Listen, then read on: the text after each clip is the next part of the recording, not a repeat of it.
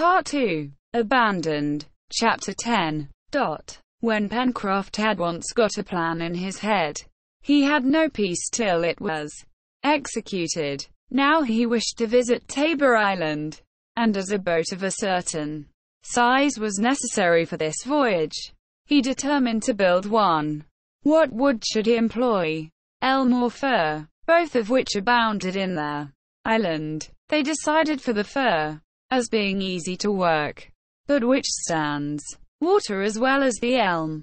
These details settled, it was agreed that since the fine season would not return before 6 months, Cyrus Harding and Pencroft should work alone at the boat. Gideon Spilett and Herbert were to continue to hunt, and neither Neb nor Master Jup, his assistant, were to leave the domestic duties which had devolved upon them. Directly the trees were chosen, they were felled, stripped of their branches, and sawn into planks as well as sawyers would have been able to do it.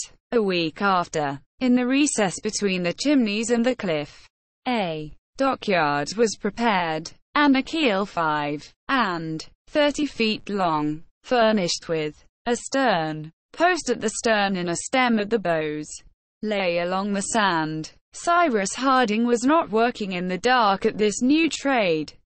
He knew as much about ship building as about nearly everything else, and he had but first drawn a model of his ship on paper. Besides, he was ably seconded by Pencroft, who, having worked for several years in a dockyard in Brooklyn, knew the practical part of the trade.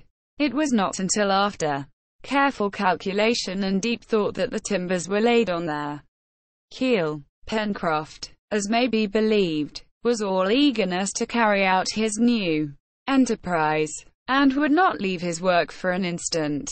A single thing had the honor of drawing him, but for one day only, from his dockyard. This was the second wheat harvest, which was gathered in on the 15th of April. It was as much a success as the first, and yielded the number of grains which had been predicted.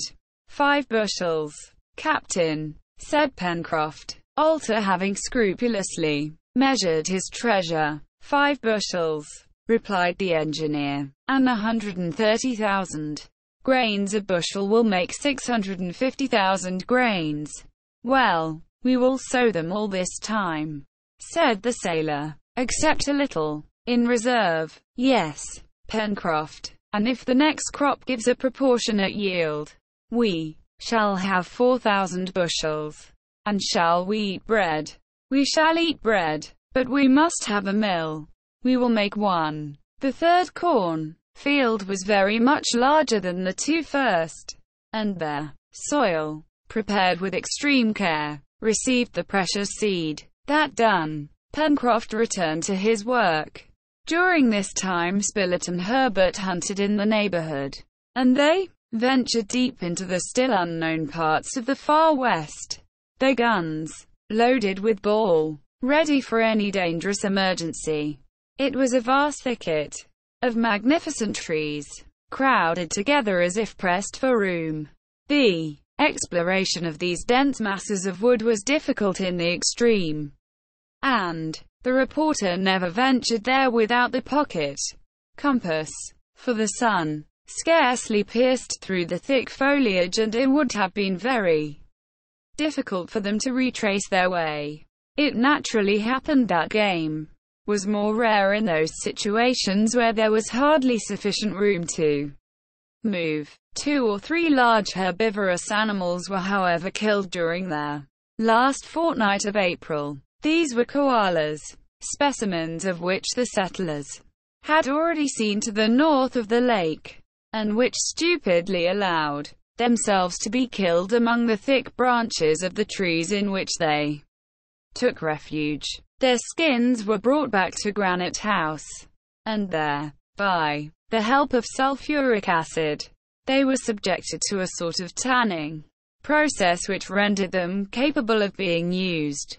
On the 30th of April, the 2 sportsmen were in the depth of the far west, when the reporter preceding Herbert a few paces, arrived in a sort of clearing, into which the trees more sparsely scattered had permitted a few rays to penetrate.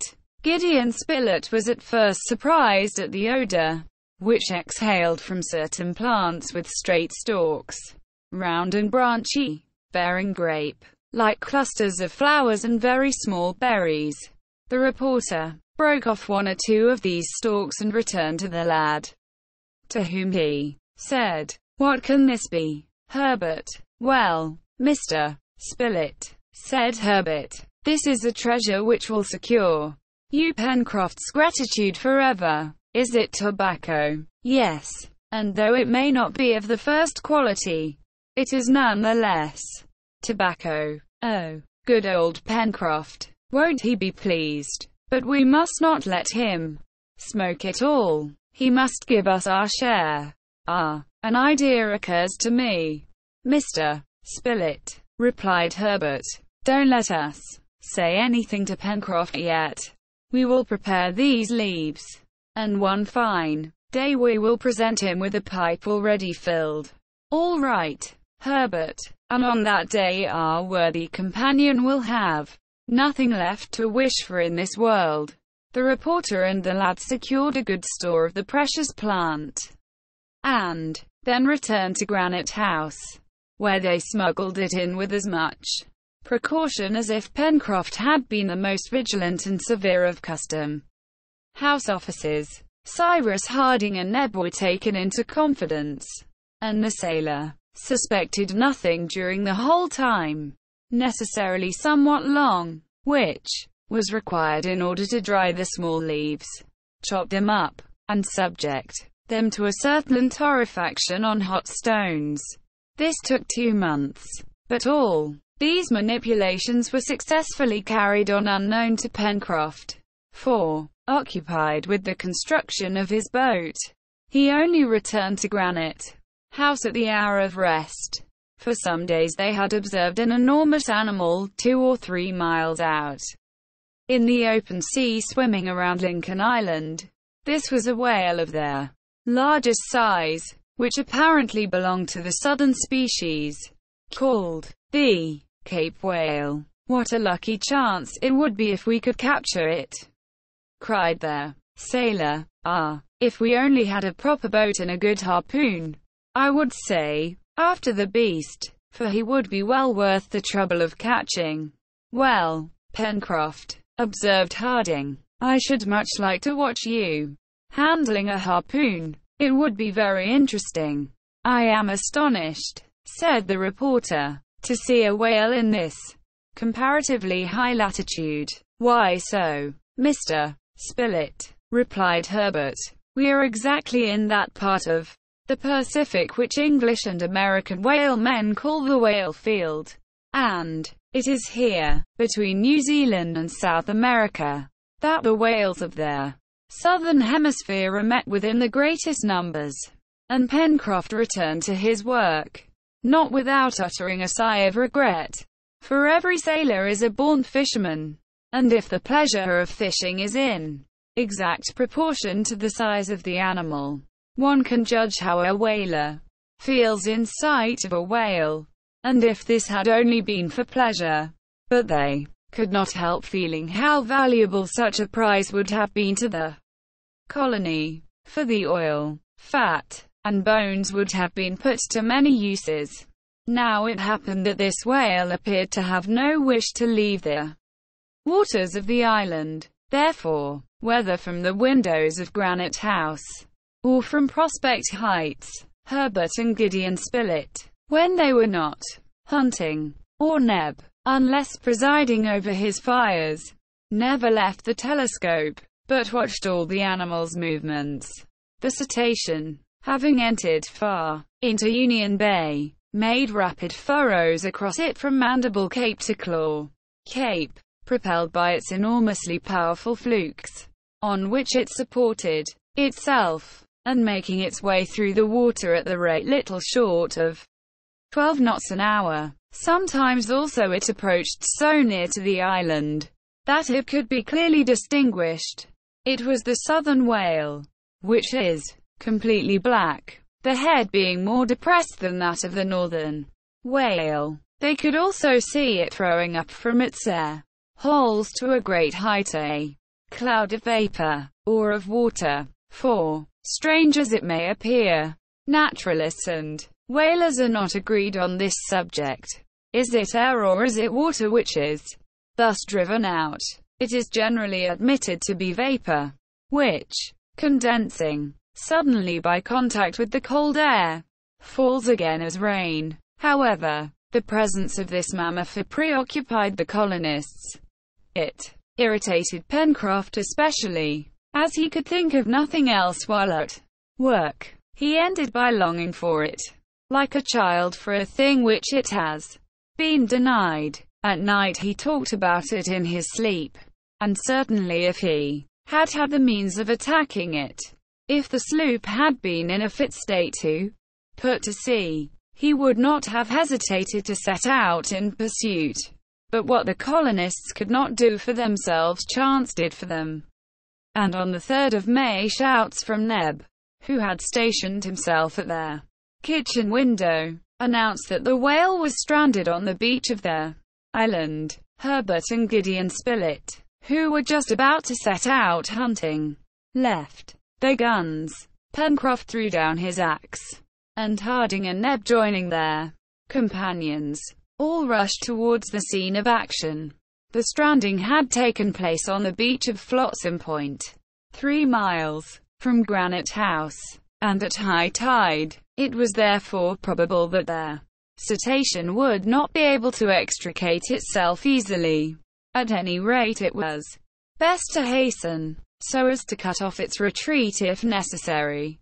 They ran with pick, axes and iron-tipped poles in their hands, passed over the Mersey Bridge, descended the right bank of the river, along the beach, and in less than 20 minutes the settlers were close to the enormous animal, above which flocks of birds already hovered. "What a monster!" cried Neb, and the exclamation was natural, for it was a southern whale, 80 feet long, a giant of the species, probably not weighing less than 150,000 pounds. In the meanwhile, the monster thus stranded did not move, nor attempt by struggling to regain the water while the tide was still high. It was dead, and the harpoon was sticking out of its left side.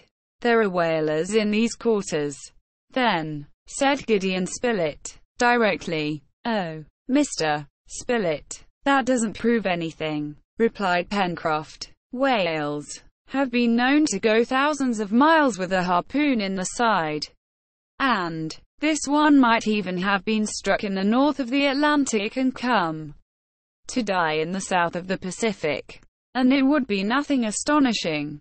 Pencroft, having torn the harpoon from the animal's side, read this inscription on it: "Maria Stella, Vineyard, a vessel from the Vineyard, a ship from my country," he cried. "The Maria Stella, a fine whaler, 'pon my word, I know her well. Oh, my friends, a vessel from the Vineyard, a whaler from the Vineyard." And the sailor, brandishing the harpoon, repeated, not without emotion, the name which he loved so well, the name of his birthplace. But as it could not be expected that their Maria Stella would come to reclaim the animal harpooned by her, they resolved to begin cutting it up before decomposition should commence. The birds, who had watched this rich prey for several days, had determined to take possession of it without further delay, and it was necessary to drive them off by firing at them repeatedly. The whale was a female, and a large quantity of milk was taken from it, which, according to the opinion of the naturalist Duffenbach, might pass for cow's milk, and, indeed, it differs from it neither in taste, color, nor density. Pencroft had formerly served on board a whaling ship, and he could methodically direct the operation of cutting up, a sufficiently disagreeable operation lasting 3 days. but from which the settlers did not flinch, not even Gideon Spilett, who, as the sailor said, would end by making a real good castaway. The blubber, cut in parallel slices of 2.5 feet in thickness, then divided into pieces which might weigh about 1,000 pounds each, was melted down in large earthen pots brought to the spot, for they did not wish to taint the environs of Granite House, and in this fusion it lost nearly a third of its weight. But there was an immense quantity of it. The tongue alone yielded 6,000 pounds of oil, and the lower lip 4,000. Then, besides the fat, which would ensure for a long time a store of stearine and glycerine, there were still the bones, for which a use could doubtless be found, although there were neither umbrellas nor stays used at Granite House. The upper part of the mouth of the cetacean was, indeed, provided on both sides with 800 horny blades, very elastic, of a fibrous texture, and fringed at the edge like great combs, at which the teeth, 6 feet long, served to retain the thousands of animalculae, little fish, and mollusks, on which the whale fed. The operation finished, to the great satisfaction of the operators, the remains of the animal were left to the birds, who would soon make every vestige of it disappear, and their usual daily occupations were resumed by the inmates of Granite House. However, before returning to the dockyard, Cyrus Harding conceived the idea of fabricating certain machines, which greatly excited the curiosity of his companions. He took a dozen of the whale's bones, cut them into 6 equal parts, and sharpened their ends. This machine is not my own invention, and it is frequently employed by the Aleutian hunters in Russian America. You see these bones, my friends? Well, when it freezes, I will bend them, and then wet them with water till they are entirely covered with ice, which will keep them bent, and I will strew them on the snow, having previously covered them with fat. Now, what will happen if a hungry animal swallows one of these baits? Why, the heat of his stomach will melt the ice, and the bone, springing straight, will pierce him with its sharp points.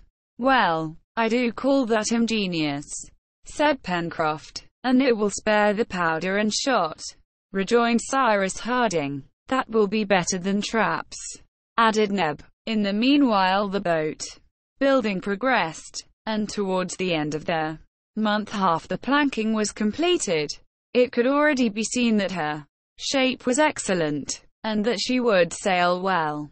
Pencroft worked with unparalleled ardor, and only a sturdy frame could have borne such fatigue. But his companions were preparing in secret a reward for his labors, and on the 31st of May he was to meet with one of the greatest joys of his life. On that day, after dinner, just as he was about to leave the table, Pencroft felt a hand on his shoulder. It was the hand of Gideon Spilett, who said, "One moment, Master Pencroft, you mustn't sneak off like that. You've forgotten your dessert." "Thank you, Mr. Spilett," replied the sailor. "I am going back to my work." "Well, a cup of coffee, my friend. Nothing more. A pipe." Then Pencroft jumped up, and his great good-natured face grew pale when he saw the reporter presenting him with a ready-filled pipe, and Herbert with a glowing coal. The sailor endeavored to speak, but could not get out a word. So, seizing the pipe, he carried it to his lips.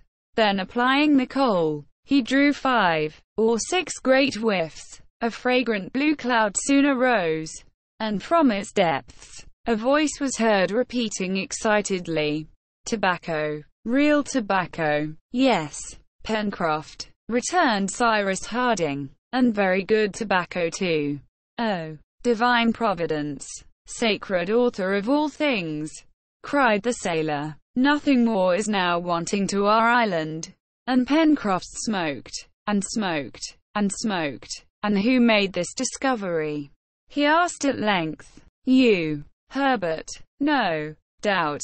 No, Pencroft. It was Mr. Spilett." "Mr. Spilett!" exclaimed the sailor, seizing the reporter, and clasping him to his breast with such a squeeze that he had never felt anything like it before. "Oh, Pencroft," said Spilett, recovering his breath at last, "a truce for 1 moment. You must share your gratitude with Herbert, who recognized their plant, with Cyrus, who prepared it, and with Neb, who took a great deal of trouble to keep our secret."